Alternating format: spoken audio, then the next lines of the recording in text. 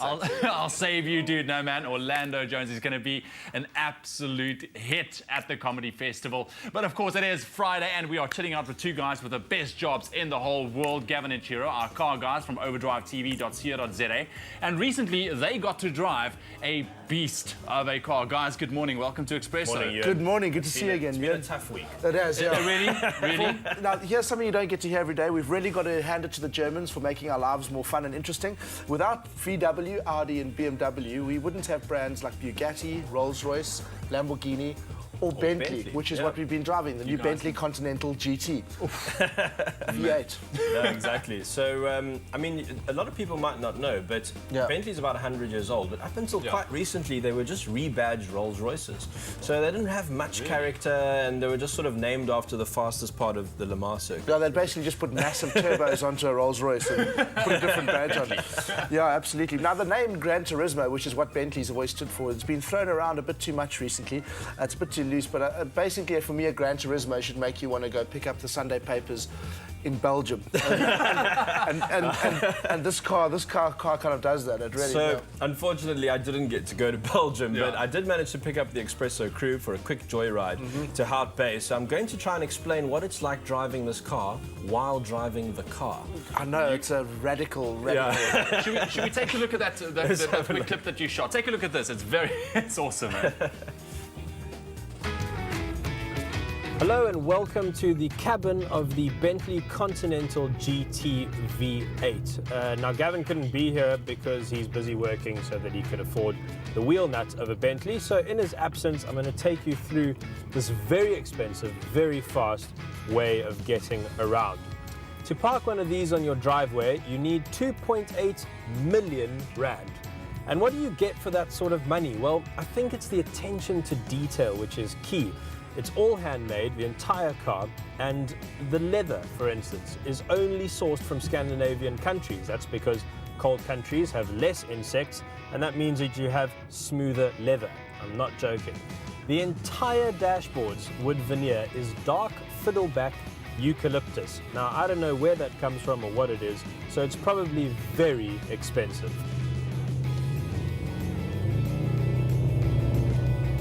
So we know what makes it expensive, but what makes it fast? Well, it's a brand new 4-litre V8, twin turbocharged with 660 Newton meters of torque. Now that doesn't mean very much, but it does mean that it'll get to 100 k's an hour from standstill in 4.6 seconds. Now remember, this is a 2-ton car. So the result is that it doesn't smell like a new car in here. It smells like a new yacht.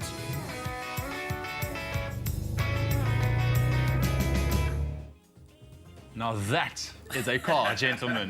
Wow. That was a good afternoon for me. I'm sure it was. As he said in the clip, I was at work trying to work up to afford the door on that car. Anyway, but You must feel sad, man. I was pretty bleak. Yeah, but I got to drive it. So I got to drive it that evening, and I mean, basically everything is just geared towards a luxurious version of sprinting. It's like having a whole army of Usain Bolts carry you around, or one of those things they used to carry kings around. That's a very clumsy metaphor, but yeah, that's about as close as I can get to it. Yeah. I think there's something that also doesn't come across in that clip, though, is the incredible sound of that car. It's got I've heard a little bit on the clip, but tell me more. So I mean, you know, very expensive houses have double glazing, right? To keep sort of the wind and peasants out. Well, the Bentley's got that as well, and somehow the noise of that V8 still manages to get through the double glass. I think they must have some sort of filter that they get into the cabin. It's a little pipe that comes up next to you.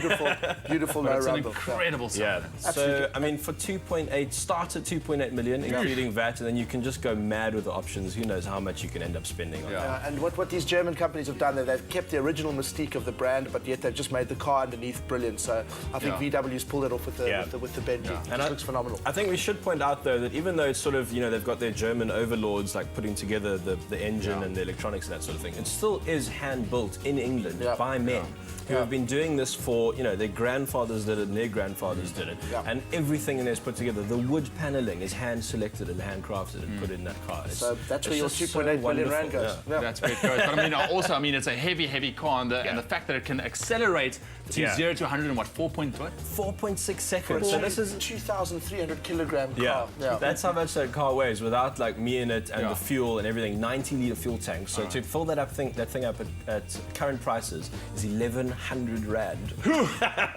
Ow. No. Your overall impression, I mean, besides the massive price tag, and for me, I think the looks can be the car's almost fighting between whether it wants to be a luxury cruiser and a sports car. So there's a few conflicting lines in it. I think the looks might not be for everyone, but just the presence of the thing. I mean, it really is. It's just an incredible place to be in, and an incredible feeling. Obviously, like a huge car like that getting to 100 in 4.6 seconds. It's just thrilling. So basically, if you can afford it, you know what, do it. There's no better way of saying you've arrived than arriving in one of those. That's it. Guys, thank you so very much, man. Thank you very much. I'm so jealous. I wasn't there, but of course you can. You can follow these guys on Twitter at Overdrive TV, and you can get all the latest motoring news from them. Right now, it's over to the kitchen with Graham, and it's all about wraps this morning.